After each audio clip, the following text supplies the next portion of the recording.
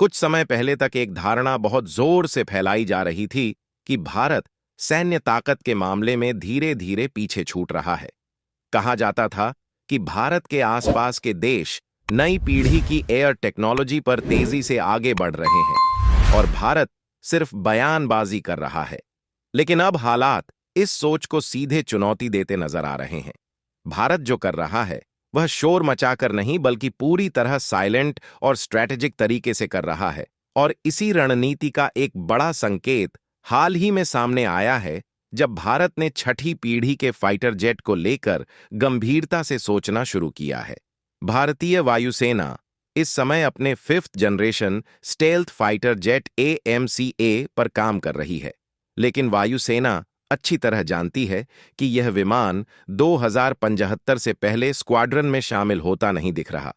यही बात सबसे बड़ी चिंता की वजह बन रही है, क्योंकि जब भारत AMCA को पूरी तरह ऑपरेशनल बनाएगा, तब तक अमेरिका और चीन जैसे देश छठी पीढ़ी के फाइटर जेट को मैदान में उतार चुके होंगे। इसका सीधा मतलब यह है कि भारत के सामने एयर डोमिनेंस का गंभीर खतरा खड़ा हो सकता है, खासकर तब जब विरोधी देश हमारी सीमाओं के पास 6th जनरेशन एयरक्राफ्ट तैनात करने की स्थिति में आ जाएं। हालांकि दोस्तों, वीडियो में आगे बढ़ने से पहले आप लोगों से एक छोटी सी रिक्वेस्ट है। इस वीडियो को लाइक करके चैनल को सब्सक्राइब करिए और कमेंट बॉक्स में अपनी राय जरूर दे। भारतीय वायुसेना अब यह गलती दोहराना नहीं चाहती जो पहले हो चुकी है। जब पूरी दुनिया 5th जनरेशन स्टेल्थ फाइटर पर काम कर रही थी, तब भारत चौथी पीढ़ी के तेजस में उलझा हुआ था। नतीजा यह हुआ कि जब तेजस पूरी तरह तैयार हुआ, तब दुनिया उससे एक कदम आगे निकल चुकी थी। इसी अनुभव ने वायुसेना को यह सोचने पर मजबूर किया है कि अगर समय के साथ कदम से कदम मिलाकर चलना है, तो भारत को अकेले नहीं बल्कि सहयोग के रास्ते पर आगे बढ़ना होगा। वायुसेना के शीर्ष अधिकारियों ने हाल ही में साफ शब्दों में संकेत दिया है कि भारत के लिए अंतर्राष्ट्रीय कोलैबोरेशन अब विकल्प नहीं बल्कि जरूरत बन चुका है। अब सवाल यह है कि भारत आखिर किसके साथ 6th जनरेशन फाइटर जेट बनाए। अमेरिका इस मामले में लगभग असंभव विकल्प है, क्योंकि वह आज तक अपनी 5th जनरेशन स्टेल्थ टेक्नोलॉजी तक किसी को नहीं देता और 6th जनरेशन उससे भी ज्यादा गोपनीय है। रूस खुद अपनी 5th जनरेशन क्षमताओं से जूझ रहा है। ऐसे में उससे बड़ी उम्मीद करना भी व्यावहारिक नहीं लगता। यूरोप का FCAS प्रोग्राम देखने में आकर्षक जरूर लगता है, लेकिन फ्रांस, जर्मनी और स्पेन के बीच राजनीतिक मतभेद इस प्रोजेक्ट को अस्थिर बनाते हैं। ऐसे उदाहरण पहले भी देखे जा चुके हैं, जहां भविष्य में सपोर्ट और स्पेयर पार्ट्स को लेकर बड़े सवाल खड़े हो जाते हैं। यहीं पर ब्रिटेन का टेम्पेस्ट प्रोग्राम भारत के लिए एक मजबूत और व्यावहारिक विकल्प बनकर उभरता है।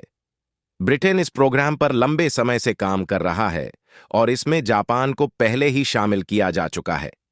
ब्रिटिश कंपनी रोल्स रॉयस इस फाइटर जेट के इंजन पर काम पूरा कर चुकी है और योजना है कि 2030 तक इसका पहला प्रोटोटाइप उड़ान भरे। इसके बाद 2035 के आसपास इसे पूरी तरह ऑपरेशनल किया जा सकता है। अगर भारत इस प्रोग्राम का हिस्सा बनता है, तो ठीक उसी समय उसे 6th जनरेशन की अत्याधुनिक टेक्नोलॉजी तक सीधी पहुंच मिल सकती है। बेशक इस रास्ते की सबसे बड़ी चुनौती पैसा है। टेम्पेस्ट प्रोग्राम का कुल खर्च बेहद बड़ा बताया जाता है, लेकिन यह पूरा बोझ किसी एक देश पर नहीं होगा। अगर भारत इसमें शामिल होता है, तो अनुमान है कि भारत को करीब 20 से 22 बिलियन डॉलर का निवेश करना पड़ सकता है।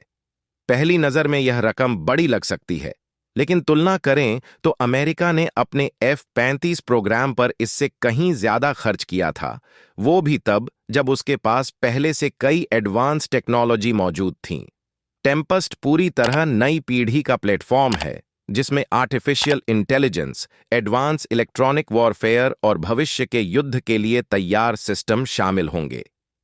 अब सरकार के सामने असली सवाल यही है कि क्या भारत 2035 में भी टेक्नोलॉजी के मामले में दूसरों के पीछे दौड़ता रहेगा, या फिर सही समय पर बड़ा फैसला लेकर दुनिया के साथ खड़ा होगा।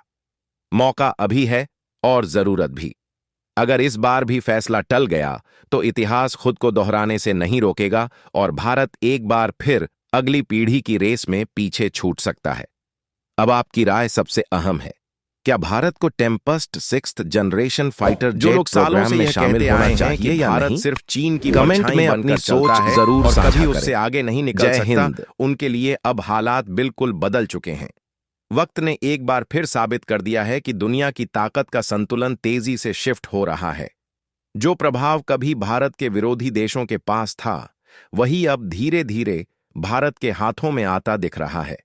हाल ही में सामने आई एक अंतर्राष्ट्रीय रिपोर्ट ने इस बदलाव पर मुहर लगा दी है। इस रिपोर्ट के मुताबिक भारत ने चीन को पीछे छोड़ते हुए दुनिया की तीसरी सबसे ताकतवर वायु शक्ति का दर्जा हासिल कर लिया है। यह सिर्फ एक रैंकिंग नहीं है, बल्कि भारत के बढ़ते आत्मविश्वास, रणनीतिक सोच और सैन्य क्षमता का संकेत है। आज दुनिया भारत को केवल एक उभरती हुई ताकत नहीं, बल्कि एक निर्णायक शक्ति के रूप में देख रही है। इतिहास गवाह है कि वैश्विक मंच पर वही देश प्रभावशाली बनता है जो अपनी सुरक्षा खुद सुनिश्चित कर सकता है। अमेरिका, रूस और चीन जैसे देशों ने अपनी सैन्य शक्ति के दम पर दशकों तक दुनिया की दिशा तय की। अब उसी सूची में भारत का नाम मजबूती से जुड़ चुका है। शायद ही आज कोई ऐसा क्षेत्र बचा हो जहां भारत की क्षमता और प्रभाव की चर्चा न हो रही हो। अब सवाल उठता है कि भारत ने आखिर ऐसा क्या हासिल किया है जिसे इतना बड़ा माना जा रहा है। दरअसल बात हो रही है ग्लोबल एयर पावर रैंकिंग 2025 की। अब तक भारत इस सूची में चौथे स्थान पर था, जबकि चीन लंबे समय से तीसरे नंबर पर काबिज था। माना जाता था कि चीन को इस पायदान से हटाना लगभग असंभव है, लेकिन 2025 की ताजा रिपोर्ट ने इस सोच को पूरी तरह बदल दिया है। हालांकि दोस्तों, वीडियो में आगे बढ़ने से पहले आप लोगों से एक छोटी सी रिक्वेस्ट है। अगर आप लोगों ने अभी तक इस वीडियो को लाइक करके चैनल को सब्सक्राइब नहीं किया है, तो अभी के अभी कर ले। ऐसे ही इंटरेस्टिंग न्यूज के लिए नई रैंकिंग के अनुसार अमेरिका पहले स्थान पर है, रूस दूसरे पर और अब तीसरे नंबर पर भारत है। चीन, जो खुद को एशिया की सबसे बड़ी सैन्य शक्ति मानता रहा है, अब चौथे स्थान पर आ गया है। यह बदलाव केवल आंकड़ों का खेल नहीं है, बल्कि यह दर्शाता है कि भारतीय वायुसेना ने तकनीक, ट्रेनिंग और युद्ध तैयारी के मामले में जबरदस्त प्रगति की है। यह ranking world directory of modern military aircraft WDMMA नाम की संस्था ने जारी की है, जो सेनाओं का आकलन सिर्फ विमानों की संख्या से नहीं करती। इसमें विमान की आधुनिकता, तकनीकी क्षमता, पायलटों की ट्रेनिंग, मिशन रेडीनेस और रणनीतिक ताकत जैसे कई पहलुओं को शामिल किया जाता है। इसी व्यापक मूल्यांकन में भारत ने चीन को पीछे छोड़ा है। खास बात यह है